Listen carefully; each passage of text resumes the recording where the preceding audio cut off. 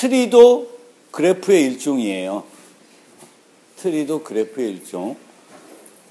그렇지만 트리와 달리 그래프에는 트리도 그래프니까 그럴 수 있는데 얘는 트리랑 한번 비교해 보면 꼭 루트라는 게 없는 거죠. 그렇죠? 그래서 그래프는 정점 또는 노드, 버텍스라고 하는 애들의 집합과 이 노드들을, 정점들을 연결하는 엣지, 간선으로 구성되는 자료 구조를 우리가 그래프라고 합니다. 이렇게 정의되는데 종류가 다양하게 존재할 수가 있습니다. 첫 번째는 무방향 그래프, 간선의 방향성이 없는 그래프예요. 간선 방향성이. 그리고 유방향 그래프는 간선의 방향성이 있는 그래프예요. 그래서 여기서 절로는 갈 수 있어도 그쪽에서 이쪽으로는 못 오는 그런 거죠. 그래서 보통 네트워크를 모델링할 때, 네트워크에 있는 이거를 모델링할 때 그래프로 많이 모델링이 됩니다. 그래프로. 그래서 인접 정점, 또 좀 더 쉽게 우리가 많이 쓰는 용어이 안 써 있는데 이웃 노드라 그래요. 이웃 노드. 연결되어 있는 노드. 바로 이웃에, 그러니까 간선에서 연결되어 있는 정점을 우리가 쟤의 이웃이다. 이렇게 하고 있습니다. 그래서 우리가 AP가 있잖아요. 그럼 AP는 이렇게 우리 지금 쓰잖아. 그럼 얘와 AP는 한 번에 연결되어 있는 거야. 한 선으로. 그럼 이웃이 되는 거지. 그래서 AP는 항상 자기가 뭐래요? 신호를 보내요. 주기적으로 신호를 내보내. 그러면 그 신호를 받은 사람들이 난 거기에 접속하겠다고 응답을 합니다. 그러면 그 AP는 뭘 유지하냐면 자기의 이웃들의 집합을 유지해서 걔네들한테 서비스를 해주는 거예요. 그리고 주기적으로 계속 걔는 나 여기 있어 하면서 그걸 해요. 이제 그런 경우가 네트워크에서도 우리가 많이 있습니다. 네트워크 중에서도 애드헙 네트워크라는 게 있어요. 그러니까 보통의 네트워크는 망을 이렇게 구축해 놓고 그 망에 따라서 우리가 쓰는 거예요. 그러니까 우리가 쓰는 핸드폰도 애드헙 네트워크는 아니지. 기지국들이 다 설치되어 있고 우리가 어느 위치에 가면은 가장 가까운 기지국과 통신을 하게 됩니다. 그리고 기지국과 기지국 간에는 무선으로 통신하는 건 아니고 유선으로 다 연결되어 있지. 망이 깔려 있어서. 근데 애드헙 네트워크는 그런 인프라가 없었을 때 사용되는 망을 우리가 애드헙 네트워크라 그래요. 그래서 예를 들면 어떤 재난이 발생했다. 또는 군사 작전을 한다. 근데 군사 작전을 하는데 거기 있는 기존 망을 쓸 수가 없으니까 자기들이 이제 망을 구축해서 이제 통신하는 거예요. 그러면 모든 노드들이 무선 통신을 하게 됩니다. 각자 무선 통신. 그러면 무선 통신의 제한은 뭐예요? 거리가 제한되어 있어요. 무선 통신에서 한 노드가 보낼 수 있는 거리는 뭐에 의해서 좌우될까? 신호의 세기에 의해서 좌우가 되고, 신호를 되게 세게 쏠려면 뭐가 필요할까요? 전력이 필요해요. 그래서 여러분들도 핸드폰 쓰는 것 중에 가장 파워를 많이 잡아먹는 건 뭘 데이터를 보내는 거예요. 받는 것보다도 보내는데 많이 씁니다. 데이터가, 그러니까 전력 소모가 많이 들어가요. 그런데 어쨌든 전력을 엄청 다해서 보내더라도 갈 수 있는 거리는 제한되어 있고 여러 가지 장애물에 의해서 간섭도 돼요. 그러면 이제 저기 멀리 있는 애랑 통신하려면 애독에서는 다음 노드가 또 그걸 중계를 해줘야 돼. 그럼 그거를 우리가 애독으로 그거를 이제 그래프 형태로 이렇게 그림이 되겠지. 내가 여기 있고 여기 있고 여기 있고 여기 있고 내가 얘한테 보내고 싶으면 이 선은 중요한데 이 화살표는 괜히 그린 것 같다. 이렇게 그러면 얘가 얘한테 보내면 얘는 또 중계를 해주고 중계를 해줘서 여기까지 갈 수 있는 거예요. 애동 네트워크. 그래서 이런 것들도 모델링 할 때 다 그래프를 그려서 모델링이 하게 됩니다. 그리고 경로. 그래서 뭐 이렇게 돼 있으면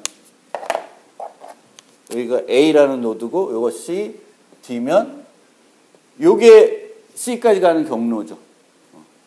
요게 D까지 가는 경로예요. 그래서 우리가 네트워크에서는 뭘 찾아야 돼? 통신을 하려면 경로를 찾아야 돼요. 경로를 찾아야지만 가장 효과적으로 데이터를 보낼 수가 있어요. 근데 이런 데에서는 경로를 찾는 게 되게 어려워요. 왜냐면 얘가 여기에 가만히 있는 게 아니라 얘도 막 움직여.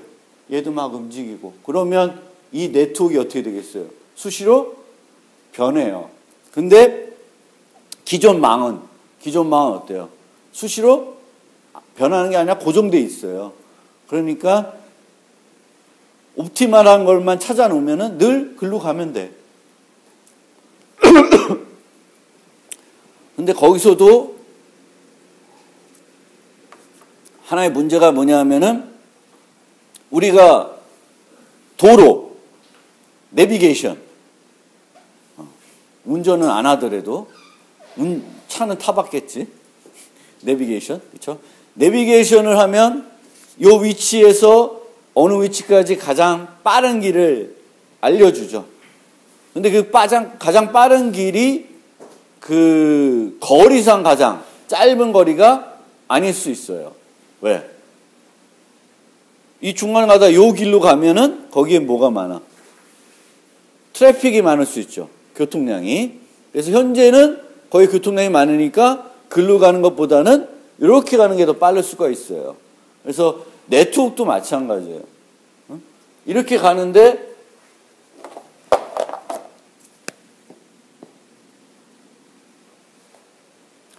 하나, 둘, 셋, 넷. 네 개죠. 우리가 패스가, 길이가 넷이라 그래요. 거기까지. 경로가 넷. 요거는 셋이에요. 그렇죠? 아래 거는. 그럼 경로가 두 개 있는데 요 아래 거랑 요 위에 거. 그러면 보통은 우리가 경로를 얘기할 때 가장 짧은 경로가 가장 좋은 경로라고 그래요. 그러니까 여기에 있는 간선의 수가 한 노드에 갈 때 간선의 수가 가장 짧은 거 3개잖아. 그런데 그래프는 여러 경로가 존재할 수 있어요. 트리에서는 루트에서 단말까지는 경로가 하나밖에 존재 안 해. 근데 이제 이 그래프에서는 그렇지 않아요. 그러면 여러 개가 있을 수 있는데 어떨 때는 일로 가는 게 좋고 어떨 때는 일로 가는 게 좋을 수가 있어요. 왜냐하면 여기에 막 통신량이 많으면 글로 가느니 돌아가는 게 날 수도 있습니다. 되게 복잡한 거고요. 그러면 이런 그래프에서 여러분들이 라우팅 한다는데 경로를 찾는 거예요. 경로를 찾아야지만 그 다음에 그 경로로 데이터를 보낼 수가 있습니다. 그래서 그래프는 그 통신에서 되게 많은 응용들이 있어요. 그래서 이렇게 경로의 길이는 경로를 구성하는 간선의 수.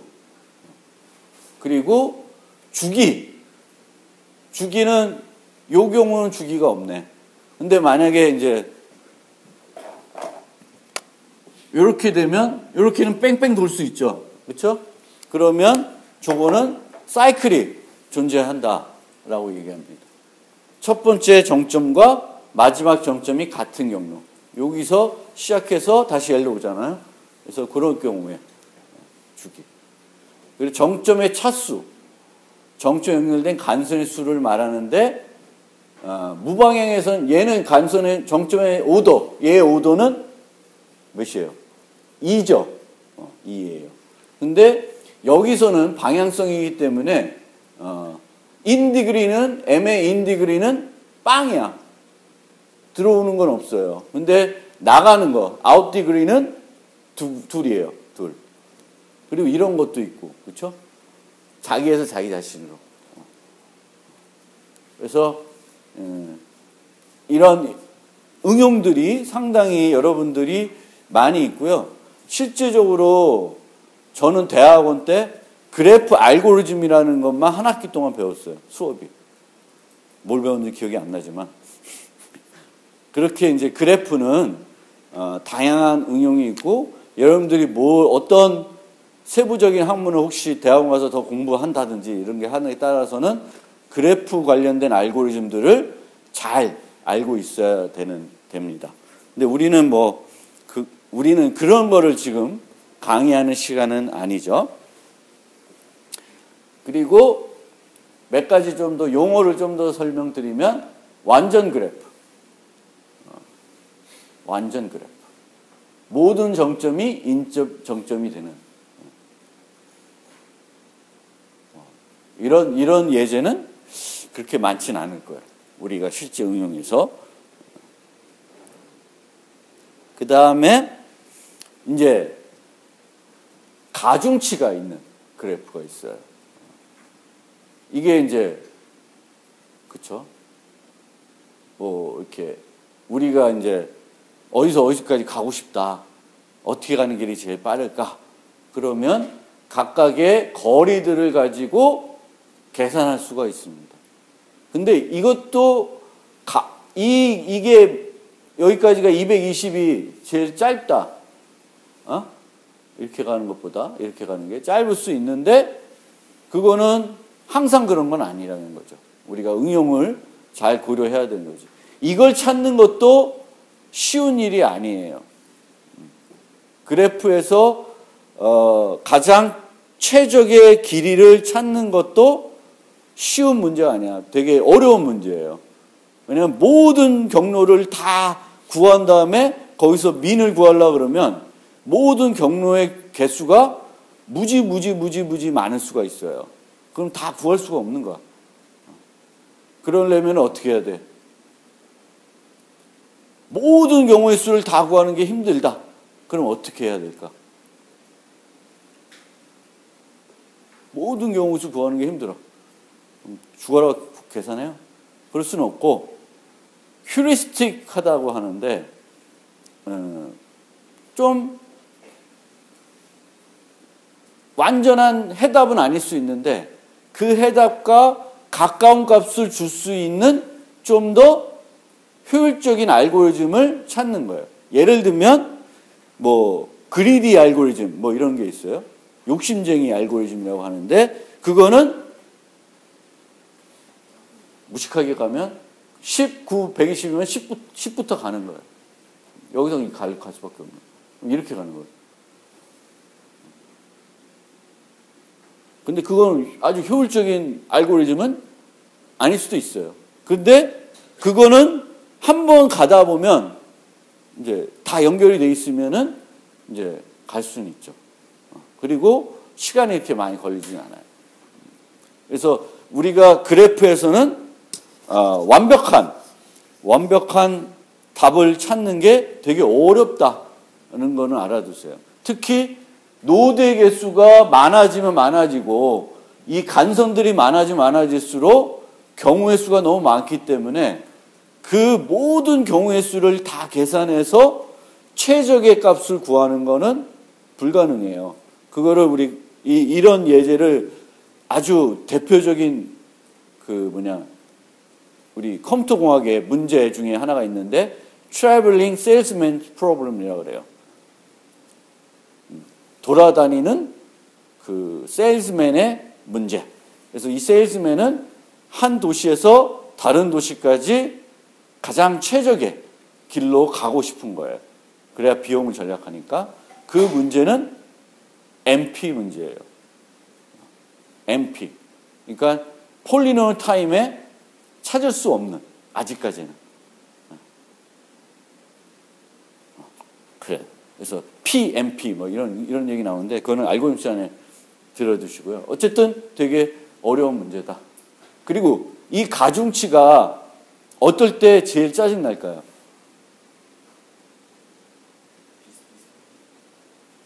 비슷한 거 아니야. 가중치가 어떨 때 제일 짜증 날까? 여기에 음수가 들어가면 환장해요. 이거는 막 돌고 더 줄어들 수도 있어요. 그 마이너스 쪽을. 그러니까 그런 거는 진짜 힘들어요. 뭔가 옵티멀한 걸 찾기가. 그러면은 니어 옵티멀한 거를 찾아야 되는 거죠. 니어 옵티멀한 걸 찾는 뭔가의 아이디어를 구해서 휴리스틱하게 뭐 가장 짧은 것부터 간다든지 뭐 어떤 방법들을 써야 됩니다. 우리가 관심 가져야 되는 거. 이제 2학년 수준에서 우리가 이제 이해해야 되는 거는 그래프가 있다. 그럼 그래프를 자료 구조로 컴퓨터로 어떻게 표현할 것인가. 그걸 우리가 이제 배워야 되는 거죠. 첫 번째 방법이 매트릭스. 2차원 배열. 2차원 배열. 요거는 가중치가도 없고 뭐도 없어. 방향도 없으니까 0, 1로 나타내요. 0, 1. 그래서 A, B, C, D, A, B, C, D. M by N. M by N 행렬로 나타내고 그렇게 돼요. 이 단점이 있죠. 반만 있으면 되는데 거시기 해요. 근데 이게 만약에 방향성이 있으면 반 갖고 되는 건 아니죠.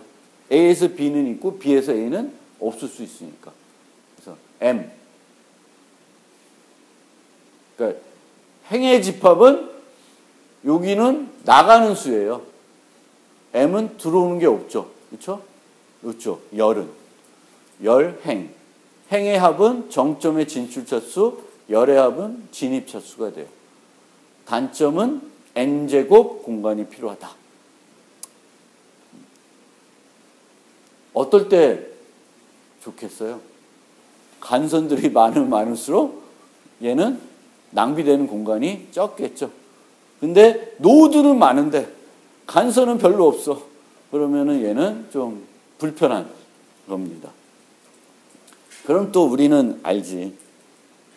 배열이 싫으면 뭘로 가요? 연결구조로 가는 거예요. 짠!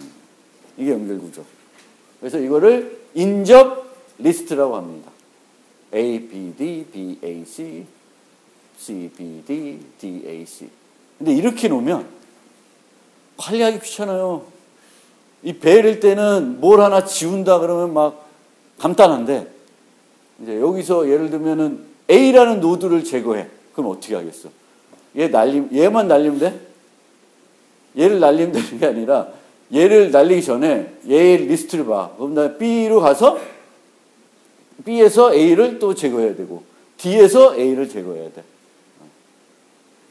그런 거를 해야 돼. 그리고 여기는 이제 얘는 상관없는데 이 M을 보면 B2로 가죠. B2. 2를 볼까? 2는 A로 가요. 근데 2로 가는 건 2로 갈 수 있는 건 A와 M이 있죠. 근데 여기서는 요거 이렇게만 유지하면 어떻게 해야 돼? 다 뒤져야 돼. 그렇잖아. 2로 갈 수 있는 노드. 2에서 나가는 노드는 A지만 A에서 2로 갈 수 있는 건 갈 수도 있네. 갈 수도 있지만 안 갈 수도 있거든. 그래서 이렇게 하는 게 힘들어요. 그럼 또 어떻게 하냐? 두 개를 유지해요. 나가는 거, 들어오는 거. 그러니까 요런 게 두 개 있는 거야. 요거는 나가는 애들. 그럼 여기서 들어오는 애들은 2가 있으면 2에 뭐가 있을까? A, M 이렇게 있겠지. 그걸 두 개 유지하는 거야. 그래서 이 두 가지 방법, 인접 리스트 방법, 인접 행렬 방법. 그리고 가중치가 되면 이제 여기에다가 가중치 값을 넣어주시면 되는 거. 얘도 여기다가 이제 값들을 추가해 줘야 되겠죠. 그 다음에 이거는 이미 트리 할 때 했던 얘기인데 그때로 자료를 옮겨야 되겠지만 그래프에서도 탐색을 할 때 깊이 우선 탐색, 너비 우선 탐색을 할 수가 있습니다. 깊이 우선 탐색은 어떤 자료 구조였어요? 스택. 너비 우선 탐색은 Q를 씁니다. 근데 트리에서는 쭉쭉쭉쭉 내려가면서 다시 그 노드를 만날 일이 있을까요, 없을까요? 트리에서는 없어요. 근데 그래프에서는 이게 주기들이 있기 때문에 가다 보면 다시 걔를 만날 수가 있어요. 그러니까 내려가다 보면 다시 B를 또 만나는 거지. 그래서 그거를 어떻게 해야 돼? 하나를 자료 구조가 더 필요해요. 무슨 자료 구조? 방문했나 안 했나를 기록하는 자료 구조가 하나 더 필요합니다. 그래서 처음에 A부터 하면은 이렇게 되는 거예요. A, B, C, D, E. 그러면 처음엔 다 X예요. 방문 안 했어 아직. 그 다음에 스택을 갖고 best first search를 하면은 그 다음에 뭐야? 스택에다가 A를 처음 넣죠. 그러면서 얘가 동그라미로 되는 거예요. 그 다음에 A를 빼. 그럼 A 처음에 방문한 게 A예요. 그럼 A에 이웃된 거는 뭐야? C, B예요. 그러면 B 넣고 C를 넣읍시다. 그렇죠? 알파벳 순서대로. 인정? B. 그러면 그 다음에 뭘 빼? B를 빼죠. B. 그럼 B를 방문했어요. 그럼 B를 했더니 뭐가 들어가? 넣을 때 표시해야 되나 보다. 넣을 때 표시합시다. 넣을 때, 여기 넣을 때 여기다 표시합시다. 그러면 B 빼면서 나오는데 B의 인접은 E와 A잖아요. 그러면 E와 A인데 A는 이미 방문한 거니까 안 넣어. 여기다가 뭘 넣어요? E를 넣어요. 그리고 얘도 동그라미. 그러면 그 다음에는 C가 나오겠죠? E가 있고 C에 인접된 거는 D인데 ADE죠. 그렇죠? AD. A도 방문했고 E도 방문했고 뭐만 방문했어? D. 그럼 D. 그럼 여기 D가 들어가요. 그러면 E 나오고 E는 B, C, D인데 다 방문했으니까 땡. 그 다음에 D 나오고 끝. 그러니까 A, B, C, E, D. 이 순서대. 근데 왜 순서가 달랐냐? A, C, E, D, B. 이거는 요 두 개 넣는 순서가 바뀌어서 그런 것 같다. C부터 넣나 보다. 그렇죠? 이렇게 어떻게든 구현돼요. 한 번씩은 방문된다 이거죠. 근데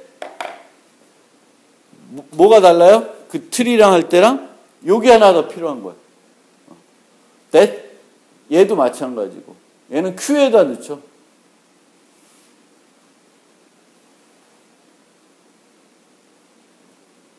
깊이 우선, 너비 우선 탐색을 할 수 있습니다.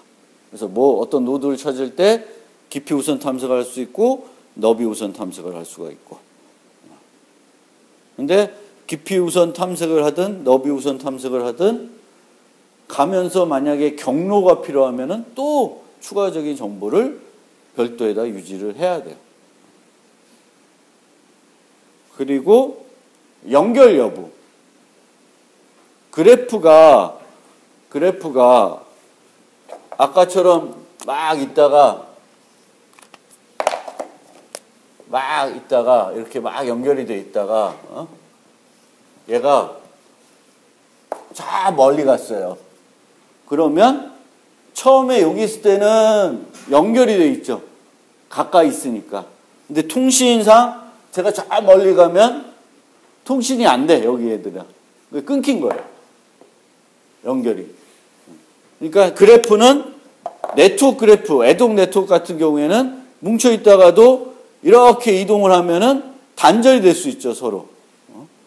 그래서 연결 여부를 따져봐야 되는데 필요하면은 커넥티드 그래프. 그럼 어떻게 하냐?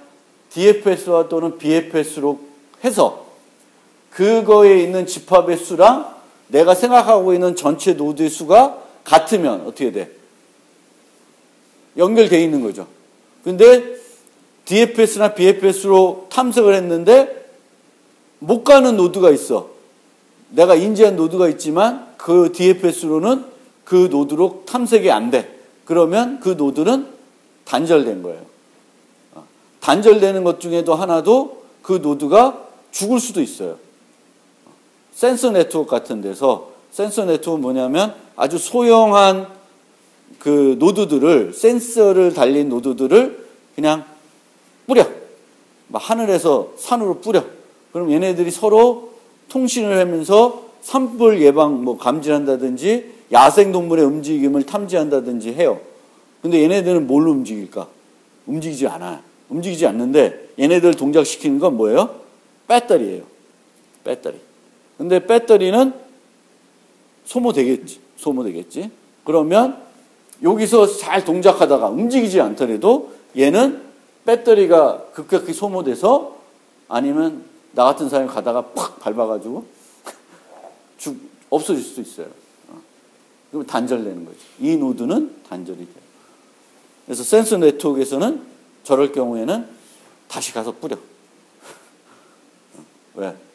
저거를 수거해가지고 하는 비용보다 그냥 뿌리는 게 간단해요. 그 다음에 스패닝 트리. 그 신장 트리라고 하는데 여러 가지 그 그래프 알고리즘을 처리하다 보면 힘드니까 그래프를 최소 트리로 바꾸는 경우가 있어요. 그래프 자체를. 그래서 이런 그래프를 이렇게. 얘는 부분 그래프이지만 노드가 빠져 있죠. 그리고 얘는 그래프가 트리가 아니죠. 요 선 때문에. 그래서 이렇게. 요거를 우리가 요 그래프의 최소 신장 트리라 그래요. 미니멈 스패닝 트리. 그래서 우리는 미니멈 스패닝 트리를 구해가지고 또 거기에 대해서 알고리즘을 적용하는 경우도 있어요. 그래프에다 적용하지 않고. 그래서 최소 신장 트리는 미니멈 스패닝 트리는 어떻게 만드냐? DFS나 BFS로 방문한 순서대로만 그 트리를 구성하면은 그게 최소 신장 트리가 돼요. 노드들을 왜? BFS, DFS는 노드들을 한 번씩만 방문해요. 그래서 그 방문된 방향을 가지고 트리를 구성하면은 이게 되는 거예요. 그래서 얘는 한쪽으로만 계속 가는 거예요, 원래. 스택이니까. 얘는 레벨, BD. 이런 것들도 다 이게 있어야 돼, 비지티드.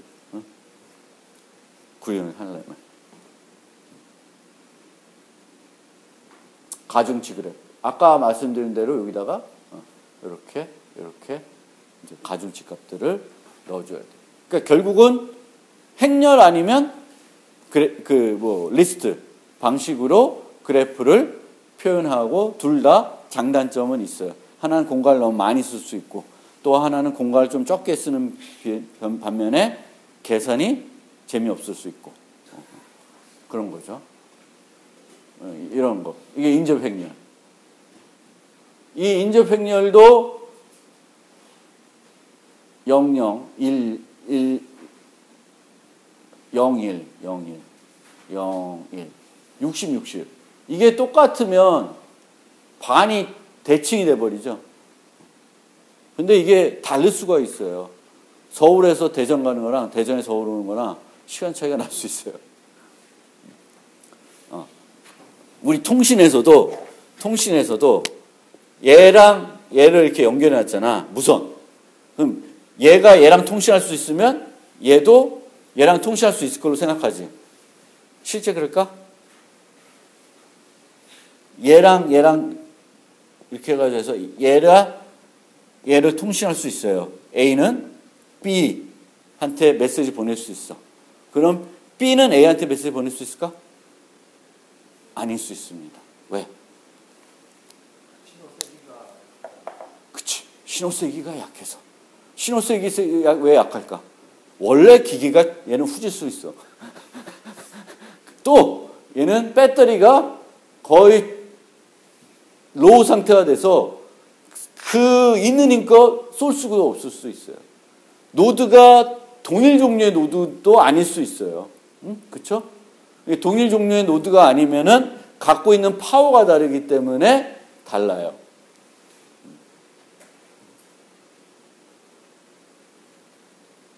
우리가 옛날 RFID 같은 환경에서도 이 RFID 리더가 이렇게 벽에 있고 여기 카트가 이렇게 간다 했잖아요. 그럼 얘가 쏘는 거리는 엄청나요.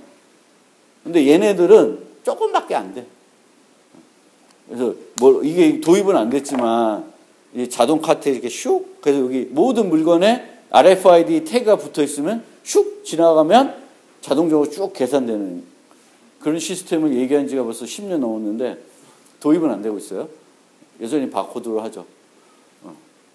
근데 이때도 얘가 리더고 얘가 얘인데 얘네들에 부착되어 있는 거는 요만한 거라고 배터리도 없어요.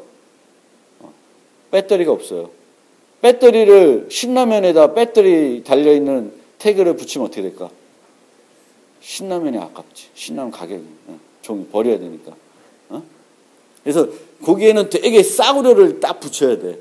그 비용 때문에 안 하는 걸 수도 있어요. 근데 걔는 배터리가 없어. 그럼 어떻게 해? 얘가 신호를 빵 쏘면 그 신호를 그거 축적을 해요. 그래서 그 신호 받은 힘을 갖고 자기 힘을 내서 보내요. 그게 이제 RFID. NFC는 양쪽 다 있어요. 근데 NFC는 요거예요.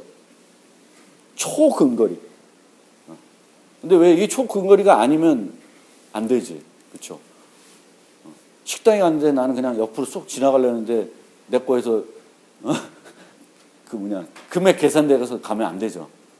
내가 어떻게 해야 돼? 여기다가 툭 대야지만 계산이 돼야 되는 거지. 그거는 얘가 능력이 없어서 그런 게 아니라 그런 통신이 필요한 거예요. 이렇게 대야지만. 왜? 의도도 없는데 나는 이렇게 지나가는데 나랑 통신해가지고 돈 빼가면 열받잖아요. 그래서 안 돼. 그래서 이런 통신들이 다 여러분들이 나중에 배우는데 이 그래프하고도 다 연결이 되어 있어요. 그래서 최단 경로 문제. 최단 경로.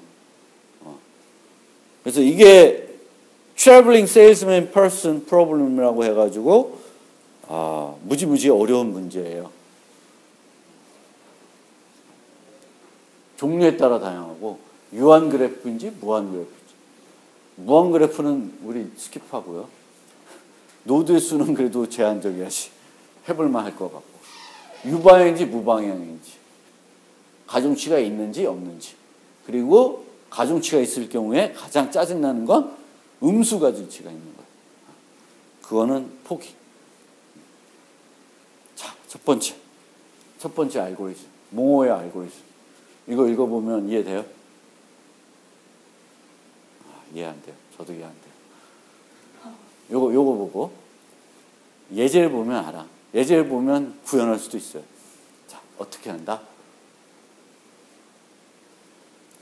A에서 D까지의 최단 거리를 구하고 싶어요. 보면 A, B, D겠지. 우리는 눈으로 보면 금방 알아. A, B, D. 얘네는 무방향이고 가중치가 없죠. 그렇죠? 무방향이고 가중치가 없을 때 쓸 수 있는 알고리즘이 뭐다? 모 알고리즘이에요.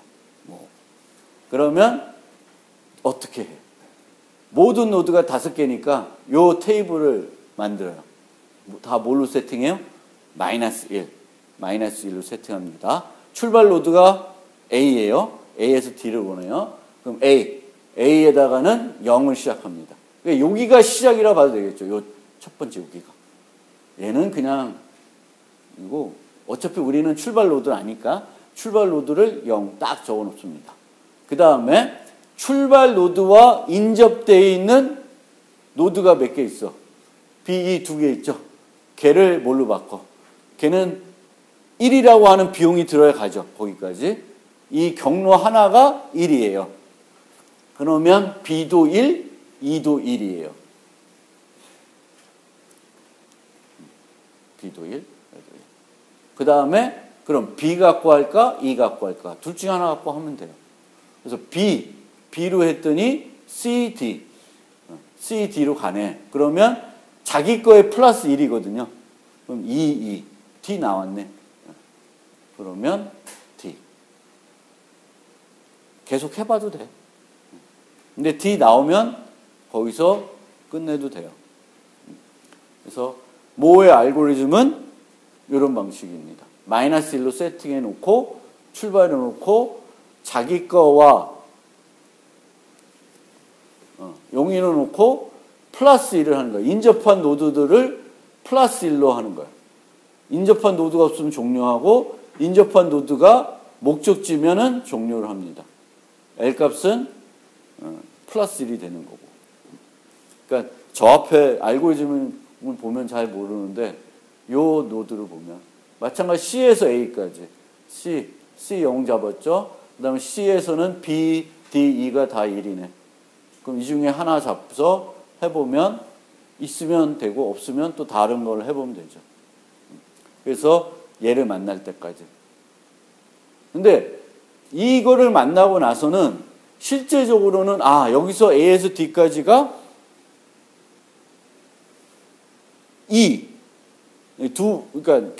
그러니까 에지를 2번 거치면은 간다라는 건 알았어요.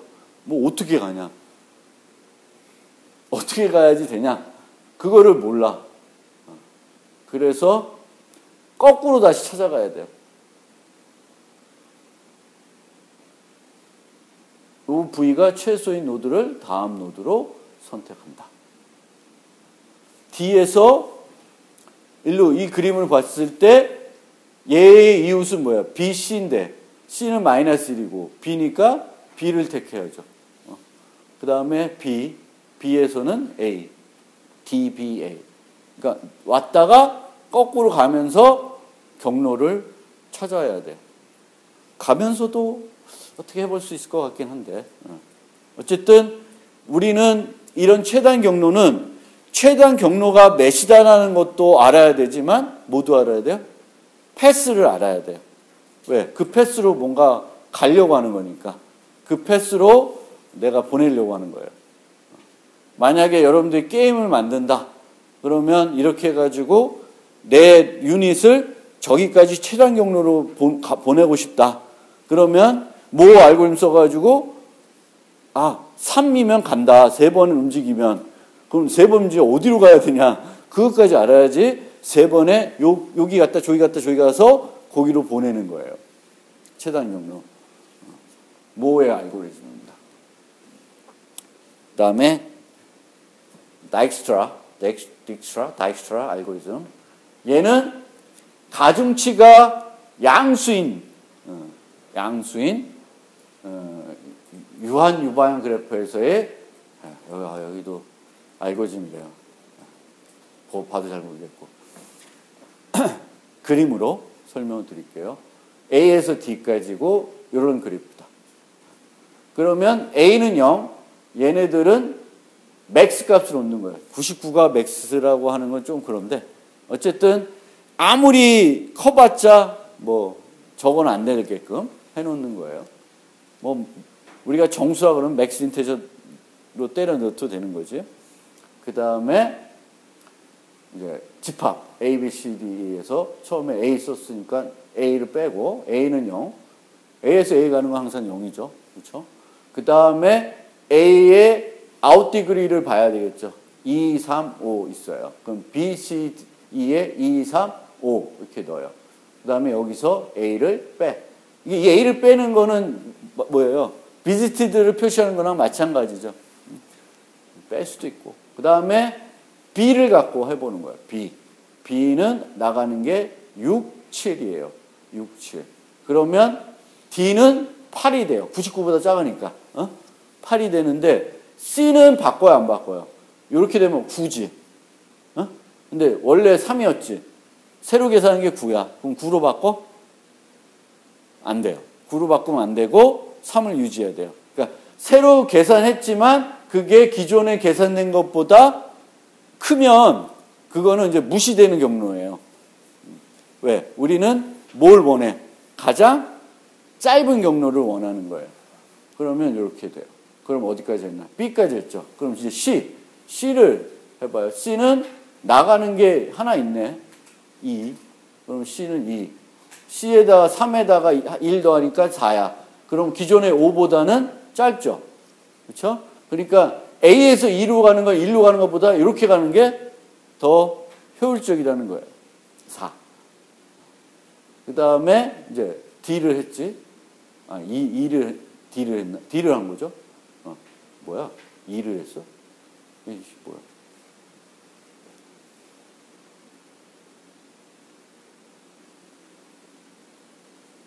이게 잘못됐다. 그렇죠?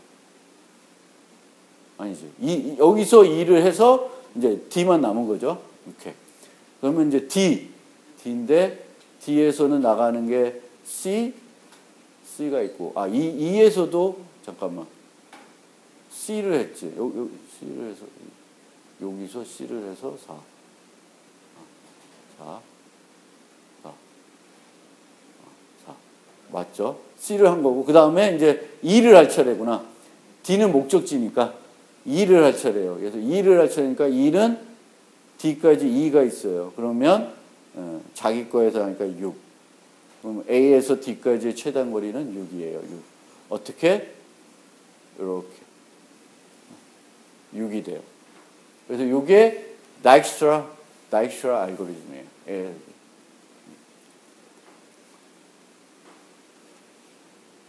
A에서 D까지의 최단 경로, 목적으로 거꾸로 경로를 구축해 갑니다. 그래서 여기다가 갈 때 A 이렇게 적어놔요. 그러니까 A에서 B로 가는 가장 빠른 노드들은 A다. 그 다음에 여기서 이제 바뀌면서 D는 B다. B는 C다. D는 E다. 그러면 E, C, A. 맞나? E, C, A. 맞죠? 그래서 요 옆에 거를 만들어 가는 거예요. 이렇게. 처음부터. 이렇게 만들어 놓으면 요걸 가지고 우리가 이제 찾아갈 수 있어요.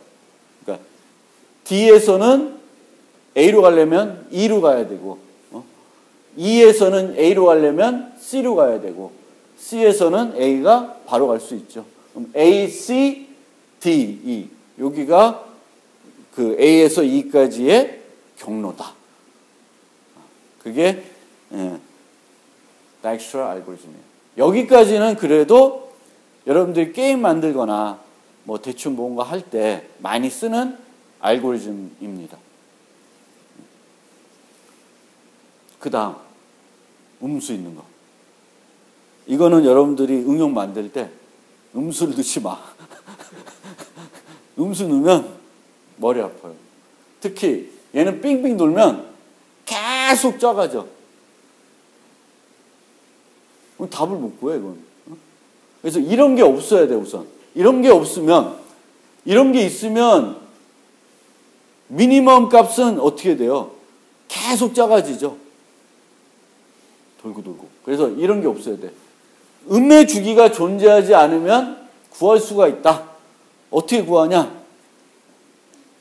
n이 정점일 수 있을 때 길이는 최대 n-1이면 갈 거다. n-1보다 더 큰 주기는, 큰 길은 더 효과적이지 않을 거다. 이런 가정이에요. 그래서 n이 길이일 때 n-1까지. 그래서 어떻게 해요? 길이가 1인 것부터 n-건까지를 모두 구합니다. 힘들겠죠. 이렇게. 자, 경로가 1인 길이. A에서의 경로가 1인 길이는 B, D, C 해서 5, 3, 2예요. 그럼 얘를 바탕으로 경로가 2가 되는 거. 2가 되는 거. A에서 2가 되는 거. 그럼 B에서 나가는 게 있어요? 있네. D. D는 4. 그 다음에 C. C에서 나가는 건 B2 있네. 그럼 C에서 나가는 게 B2. 그러면 D는 여기서 넣은 거고 1, 2. 1, 2가 되고요. 그리고 D. D에서 나가는 건 2, 3. 그래서 1. 그러니까 얘는 C에서 2 가는 건데 이렇게 가는 거. 이렇게 가는 게 더 빠른 거니까 1. 이렇게 바꾸는 거예요. 그래서 경로가 2일 때의 최적은 이렇게. A에서 B까지는 1. 2패스면, 2 경로면 2. D는 4, 1. 이렇게 계산해요. 3일 때 또 계산해. 4일 때 계산해. 그러면 다 계산하는 거예요. 5개니까, n-에. 그러면 어떻게 돼? A에서 A로의 가장 짧은 길은 아무 가면 되는 거고. B는 1. 2번 가는 거네. 이렇게 3, 2. 이렇게 가는 게 가장 짧은 거일 거고요. C는 바로. D도 바로. E는 1. 1은 1이니까 어떻게 하는 거야? 이렇게 가는 거구나. 그렇죠? 이거는 모의 연속이에요. 우리 앞에 봤던 다익스트라 알고리즘을 확장한 걸로 보시면 돼요. 근데 얘는 언제만 쓸 수 있어요? 음의 주기가 없을 때. 그게 이 걔를 벨만 포드 알고리즘이라고 그래요. 근데 뭐 이거 자세히 알면 보다도 여기 정도까지는 2학년 때 알아두시면 좋을 것 같아요. 그리고 음의 주기가 있으면 되게 힘들어진다. 음수가 있으면 힘들어진다는 정도를 알아두시면 좋겠습니다. 잠깐 쉬었다가 그럼 간단하게